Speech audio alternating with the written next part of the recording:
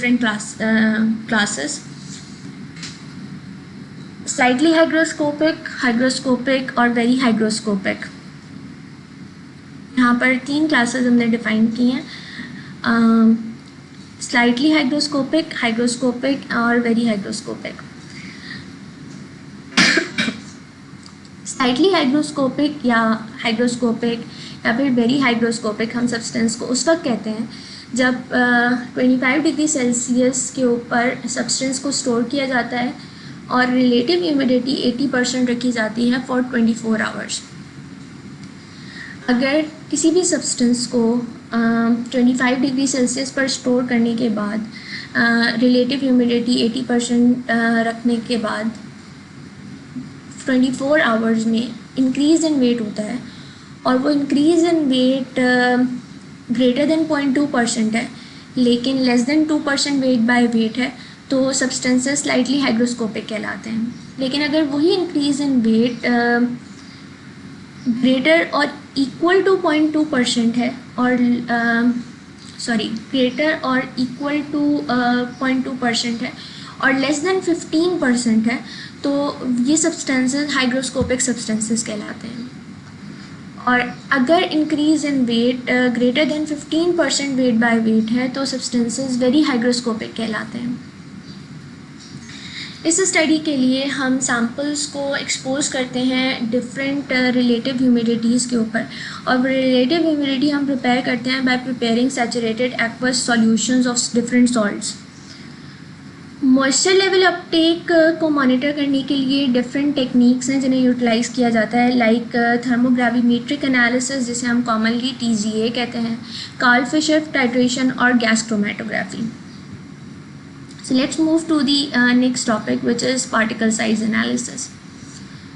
Particle size greatly affects a number of quality parameters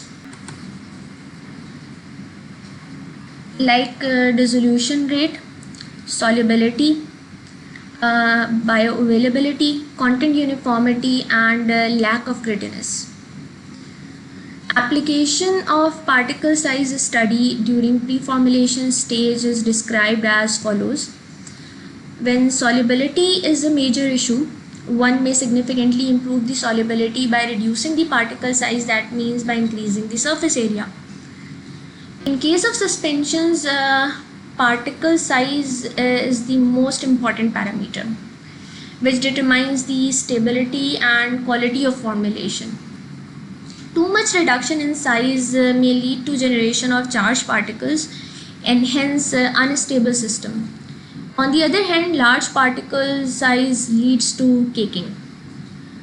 Due to non-uniform particle size distribution, there is significant risk associated with content uniformity in case of potent formulation. There are a number of methods available to determine the particle size, which are as follows. Microscopy, sedimentation rate, Coulter counter method, and surface area determination by nitrogen absorption method.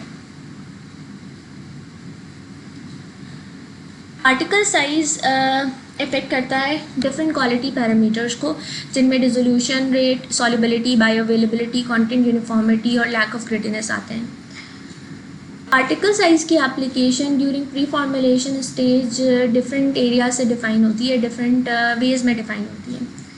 Like जब solubility एक main issue है तो हम solubility को improve कर सकते हैं by reducing particle size. जब हम पार्टिकल साइज़ रिड्यूस कर रहे हैं इसका मतलब ये है कि हम सरफेस एरिया इंक्रीज़ कर रहे हैं, इन टर्म हम सॉल्युबिलिटी इन्हांस कर रहे हैं. सस्पेंशन के केस में पार्टिकल साइज़ एक इम्पॉर्टेंट पैरामीटर होता है जो एक्चुअली स्टेबिलिटी और क्वालिटी ऑफ फॉर्मुलेशन को डिटरमाइन करता है. अगर सस्पेंशंस में सस्पेंडेड पार्टिकल्स बहुत ज़्यादा रिड्यूस हो गए हैं तो reduction in particle size lead करती है to the generation of charge particles, और generation of charge particles actually unstable system की तरफ जाते हैं.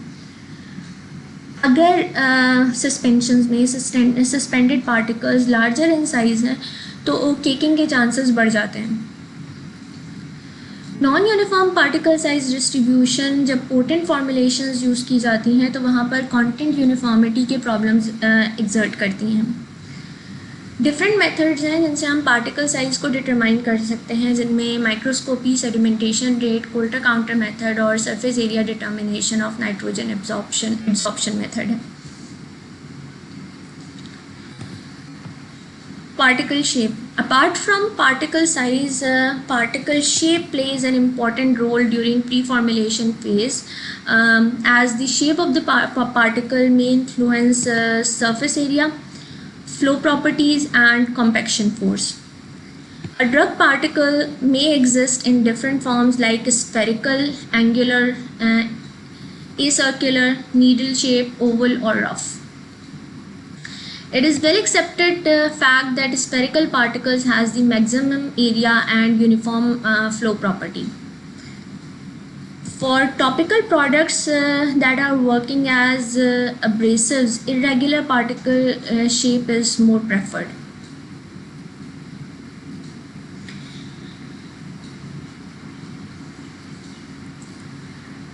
Particle size के साथ साथ पार्टिकल शेप एक इम्पॉर्टेंट पैरामीटर है प्री फॉर्मुलेशन स्टडीज़ का। पार्टिकल शेप इन्फ्लुएंस करती है सरफेस एरिया को, फ्लो प्रॉपर्टीज़ ऑफ पाउडर्स को और कंपैक्शन फोर्सेस जो हम डिफरेंट कंप्रेशन फोर्स पैरामीटर्स में यूज़ करते हैं। कोई भी drug candidate different shape forms के अंदर एग्जिस्ट कर सकता है, इधर वो स्फेरिकल हो सकता है, एंगुलर हो सकता है, एसिकुलर हो सकता है, नीडल शेप हो सकता है, ओवल हो सकता है या रफ हो सकता है। स्फेरिकल पार्टिकल्स इन तमाम डिफरेंट फॉर्म्स में मैक्सिमम एरिया प्रोवाइड करते हैं और यूनिफॉर्म फ्लो प्रॉपर्टीज़ देते हैं। मैक्सिमम सरफेस एरिया जो स्फेरिकल पार्टिकल्स प्रोवाइड कर रहे हैं वो ये इंश्योर करता है कि ड्रग या मॉलिक्यूल की बेटर सॉल्युबिलिटी होगी। Density and porosity. Density can be defined as a ratio of mass of a substance to its volume, which greatly depends on particle size distribution and shape. The main problem arises during determination of bulk volume in the voids.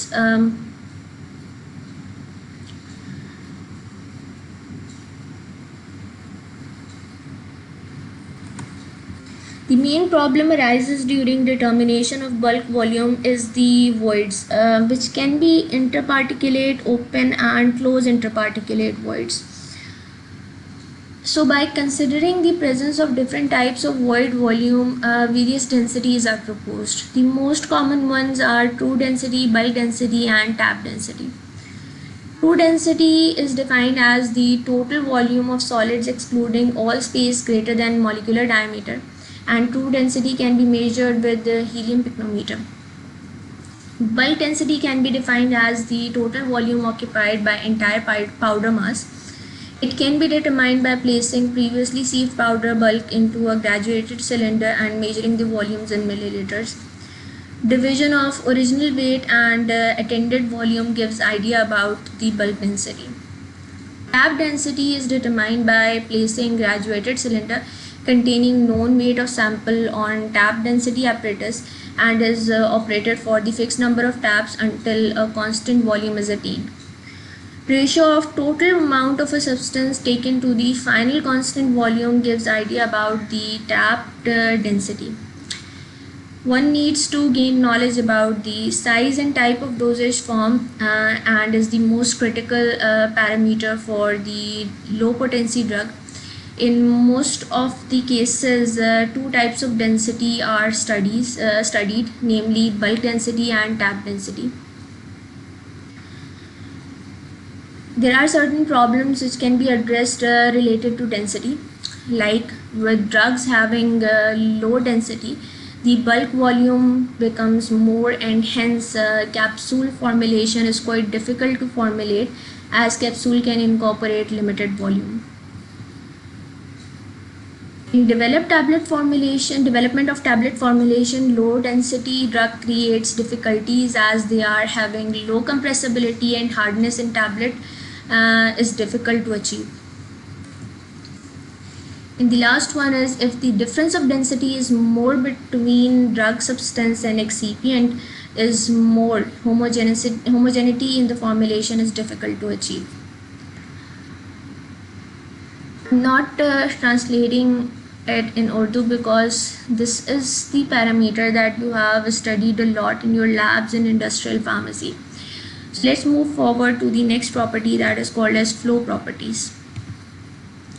Flow property of a material can be affected by a number of factors including frictional forces, surface tension forces, electric forces, and van der Waals forces. Efficient flow of a drug substance powder is needed for effective tablet formulation. The main reason behind inclusion of this parameter in pre-formulation is its linkage with the other physical parameters like hygroscopicity and particle size and shape. Importance of flow property is even more when dose loading is more. This is the table that gives the outline on correlation of flow properties of a material with the moisture uptake at different humidity levels. This table shows you the relative humidity percentage, moisture uptake percentage, and flowability characteristic.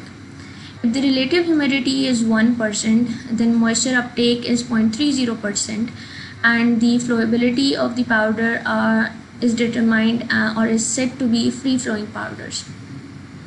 When relative humidity is 10%, then moisture uptake could be 0.24% and the powders are free-flowing as well. But when relative humidity is further increased to 20%, then the moisture uptake is 0.27%, and the free-flowing property is reduced slightly, and the flowability is known as less free-flowing. When relative humidity is increased up to 40%, the moisture uptake is 0.35%, and the flowability is base of powder adheres to the container. That means the adhesion of the powder to the container starts at this level.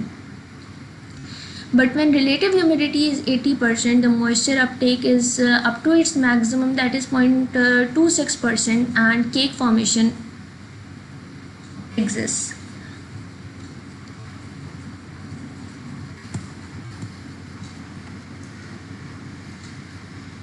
In case of hygroscopic materials, flow property of the drug tends to deteriorate as the presence of absorbed moisture increases cohesiveness. Irregular particle size and non-uniform shape can also disturb the normal flow property of the drug. Normally, flow property of solid drug substances can be measured by Hosner ratio, Carr's index, and angle of repose. And in case of liquids or semi-solids, rheology and thixotropy are studied. Carr's compressibility index can be represented by the following formula that is shown to you. Carr's compressibility index can be calculated as tap density minus bulk density divided by tap density into 100. Whereas the Hosner ratio can be represented by this equation, which is tap density divided by bulk density. It is actually the ratio of tap density to bulk density. Another way of measuring flow property is the angle of repose, which provides the idea of resistance to the movement of the particle. It can be represented by the formula, which is tangent theta to h upon d. This table provides the correlation between Carr's index, Hosner ratio, and flowability. This table, you might have studied this table many times in your industrial pharmacy lab. So you do have an idea of flowability characteristics, how they are influenced by Carr's index, Hosner ratio, and angle of repose. greater than 40 and greater than 1.67. If Carr's index is greater than 40 and Hausner ratio is greater than 1.67, it shows very poor flowability. While if Carr's index is between the range of 5 to 15 and Hausner ratio is between the range of 1.05 to 1.18, it gives excellent flowability. As far as the angle of repose is concerned, it is the maximum angle that can be obtained between height of a pile and a horizontal plane. It gives a brief idea about internal cohesive and frictional levels. These are basically, there are basically two types of methods that are available, which are static angle of repose and dynamic angle of repose. A static angle of repose can be measured by fixed funnel method and fixed cone method, whereas dynamic angle of repose can be measured by rotating cylinder method and tilting box method. That's all about the physical characteristics of the molecule. We'll move to the next topic of pre-formulation studies, that is the drug excipient compatibility. Excipients are added along with the active pharmaceutical ingredients in the formulations. Most excipients possess biological activity but having role in administration, mediating the release of active component and providing stability against degradation. However, inappropriate excipients can also give rise to inadvertent or unintended effects which can affect the chemical nature, the stability and the bioavailability of the active pharmaceutical ingredient, and consequently their therapeutic efficacy and safety. So the study about interaction between active ingredient and inactive ingredient can provide idea about type of incompatibility and the justification behind the inactive ingredient selection. Change in organoleptic properties of the formulation, change in vivo performance of the formulation, that is dissolution, decreased potency of active ingredients, and generation of toxic degradation products. Change in physical appearance of formulation, that is color, phase, conversion, etc.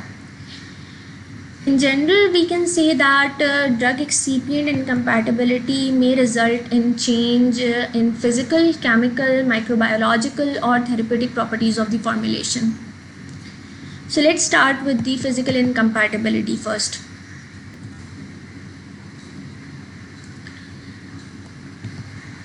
In such an instance, or when we are saying that we are defining physical incompatibility, active pharmaceutical ingredients and excipients interact without undergoing changes involving breaking or formation of new bonds. The resulting drug product retains its original chemical properties but may involve changes such as alteration in physical properties. So interaction results in changes like color, odor, flow properties and sedimentation rate. Such an example of physical incompatibility is between tetracycline and calcium carbonate. It results in the formation of insoluble complex with calcium carbonate, leading to slower dissolution and decreased absorption in the gastrointestinal tract. Physical incompatibility को जब हम define करते हैं तो हम ये कहते हैं कि एक्टिव फार्मास्यूटिकल इंग्रेडिएंट और एक्सिपिएंट इंटरैक्ट करते हैं, लेकिन ऐसी चेंजेस इन्वॉल्व नहीं करते जिनमें कोई भी केमिकल इनकम्पैटिबिलिटी एग्जिस्ट करती हो. लाइक ऐसी चेंजेस नहीं होती जिसमें फॉर्मेशन ब्रेक हो जाए या फिर कोई नए बॉन्ड्स बन जाएं या नए बॉन्ड्स या बने हुए बॉन्ड्स टूट जाएं. लेकिन फिज़िकल इनकम्पैटिबिलिटी की वजह से जो ड्रग प्रोडक्ट अल्ट्रेशन करती है फिज़िकल प्रॉपर्टीज़ में, वो चेंज इन कलर हो सकता है, ओडर हो सकता है, फ्लो प्रॉपर्टीज़ हो सकती हैं और सेडिमेंटेशन रेट हो सकता है. फिज़िकल इनकम्पैटिबिलिटी एग्जिस्ट करती है टेट्रासाइक्लिन और कैल्शियम कार्बोनेट में. टेट्रासाइक्लिन और calcium carbonate insoluble complexes form करते हैं एंड ये insoluble complexes in turn slow dissolution और डिक्रीज एब्जॉर्प्शन प्रोवाइड करते हैं गैस्ट्रोइंटेस्टिनल ट्रैक्ट के अंदर. Chemical incompatibility, in such incompatibility there is interaction of active pharmaceutical ingredient and excipient through chemical degradation pathway. The chemical reaction involves bond breakage and new bond formation to produce an unstable chemical entity. Chemical reaction may take place as hydrolysis, oxidation, racemization and Maillard reactions. The resulting changes are more deleterious than physical incompatibility. This type of incompatibility can be assessed by chromatographic studies. One of the classical example of chemical incompatibility is exhibited by reaction of lactose with amino group of active pharmaceutical ingredient, referred to as Maillard reaction, and result into darkening of formulation with characteristic odor. The classical example is of a bronchodilator aminophylline in which ethylene diamine molecule is reduced by lactose, and as a result brown discoloration appeared in samples containing 1:5 weight by weight mixture of aminophylline and lactose after storing at 60 degrees Celsius for 3 weeks. Chemical incompatibility के अंदर active pharmaceutical ingredients या excipients interact करते हैं by chemical degradation pathways. जो chemical reaction involve होता है इस chemical degradation pathway में वो बॉन्ड ब्रेकेज है या न्यू बॉन्ड फॉर्मेशन है. बॉन्ड ब्रेकेज या न्यू बॉन्ड फॉर्मेशन रिजल्ट करते हैं एक अनस्टेबल केमिकल मॉलिक्यूल में. केमिकल रिएक्शन किसी भी तरीके से हो सकते हैं, लाइक हाइड्रोलिसिस से, ऑक्सीडेशन, रेसिमाइजेशन से या मेलर्ड रिएक्शन से. जो भी रिजल्टिंग चेंजेस हैं जो केमिकल रिएक्शन की वजह से हुए हैं वो फिज़िकल इनकम्पैटिबिलिटी की वजह से जो चेंजेस होती हैं उससे ज़्यादा ख़तरनाक होती हैं. केमिकल इनकम्पैटिबिलिटी को हम क्रोमेटोग्राफिक स्टडीज़ से एनालाइज कर सकते हैं. 2 एग्जांपल्स हैं इसकी केमिकल इनकम्पैटिबिलिटी की यहाँ पर जो हमने पढ़ी अभी.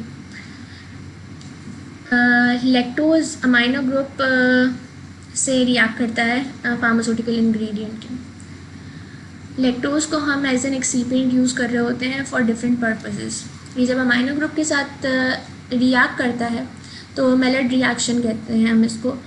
अमाइनो ग्रुप के साथ रिएक्शन करने के बाद ये फॉर्मुलेशन में कलर डार्कनेस कर देता है और एक कैरेक्टरिस्टिक ओडर जनरेट करता है. ब्रोंकोडायलेटर अमाइनोफाइलिन जिसके अंदर इथाइलिन डायमाइन मॉलिक्यूल होता है. ये ethylene diamine molecule lactose reduce कर सकता है जिसकी वजह से एक ब्राउन डिस्कलरेशन अराइज होती है ऐसे सॉल्यूशंस में जिनमें 1:5 के रेशियो से अमाइनोफाइलिन और लैक्टोज प्रेजेंट है. और जब हम इसे स्टडी करते हैं under accelerated stability testing studies like 60 degree Celsius temperature के ऊपर 3 वीक्स तक स्टोर करने के बाद तो ये डिस्कलरेशन रिजल्ट होती है. या हमें ये पता चलता है कि ये दोनों molecules that is an active and an excipient is incompatible with each other, chemically incompatible with each other. Another type of incompatibility that may arise during active and excipient interaction is therapeutic incompatibility. Such interaction is also referred to as biopharmaceutical interaction, but it differs from previously discussed incompatibilities in a way that interaction will take place once the formulation is administered into the body. Such type of incompatibility is associated with alteration in drug absorption in the body. In other way, one can say that interaction is taking place between excipient, active component and the physiological fluid. One of the classical examples of such incompatibility is interaction of enteric coated polymers when they are administered along with antacids. In such an event, they dissolve prematurely and release the drug that is liable to acid degradation or may cause adverse effects in the GI tract, that is gastric bleeding associated with NSAIDs. Therapeutic incompatibility को हम biopharmaceutical interaction भी कहते हैं, लेकिन ये differ करती है chemical incompatibility से और फिज़िकल इनकम्पैटिबिलिटी से, बिकॉज ये इनकम्पैटिबिलिटी उस वक्त अराइज़ होती है जब हम कोई भी ड्रग फॉर्मुलेशन एडमिनिस्टर कर देते हैं बॉडी में। इस इनकम्पैटिबिलिटी के अंदर एक्चुअली ऑल्ट्रेशन इन एब्जॉर्प्शन होती है, ऑल्ट्रेशन इन ड्रग एब्जॉर्प्शन होती है इन दी बॉडी। हम ये कह सकते हैं कि इंटरेक्शन सिर्फ एक्सीपिएंट और एक्टिव कंपोनेंट के बीच में नहीं है, बल्कि ये इंटरेक्शन एक्सीपिएंट, एक्टिव कंपोनेंट और फिजियोलॉजिकल फ्लूइड के बीच में है। इसकी एक एग्जांपल है एंटेरिक कोटेड पॉलीमर्स और एंटासिड्स की कंकमिटेंट एडमिनिस्ट्रेशन। जब एंटेरिक कोटेड टैबलेट्स एंटासिड्स के साथ दी जाती हैं तो एंटासिड्स स्टमक की पीएच को बढ़ा देते हैं। स्टमक की पीएच बढ़ने की वजह से पॉलीमर की डिग्रेडेशन स्टार्ट होती है और ड्रग एंटेरिक कोटेड जिसे इंटेस्टाइन में रिलीज़ होना है वो स्टमक के अंदर ही रिलीज़ हो जाती है, जिसकी वजह से डिफरेंट प्रॉब्लम्स अराइज होते हैं, लाइक गैस्ट्रिक ब्लीडिंग अगर एनसिड्स एंटेरिक कोटेड फॉर्मुलेशन के अंदर दी जा रही हैं तो। There are specific methods that are employed to determine the existence of incompatibility between excipient and the active pharmaceutical ingredient. Out of all analytical techniques, thermal method of analysis can provide most positive outcomes. In association with the thermal method of analysis, spectrophotometric techniques like X-ray diffraction and infrared spectroscopy can provide sideline assistance. High performance liquid chromatography and thin layer chromatography provide the more suitable way of studying chemical incompatibilities and provide qualitative and quantitative assessments. So that is the end of the chapter.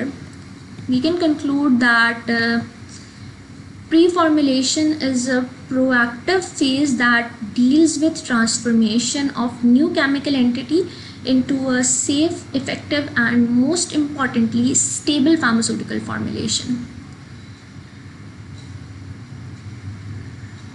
In conclusion, we can say that pre-formulation is a proactive phase that deals with the transformation of new chemical molecule or entity into a safe, effective and most importantly stable pharmaceutical formulation. So that's all for this chapter. We are going to start a new chapter in our next class, that is polymer used drug delivery systems. In this we will be starting with the basic introduction to polymers, in classification of polymers, and then their applications in drug delivery systems. We'll be studying biodegradable polymers and non-biodegradable polymers. There will be a little chemistry involved in this chapter. For your questions and queries, use your LMS portal or WhatsApp group. Let's end the day with a thought-provoking quote that education is the passport to the future, for tomorrow belongs to those who prepare for it today. Let's call it a day. Thank you for patiently listening to this lecture. Allah Hafiz.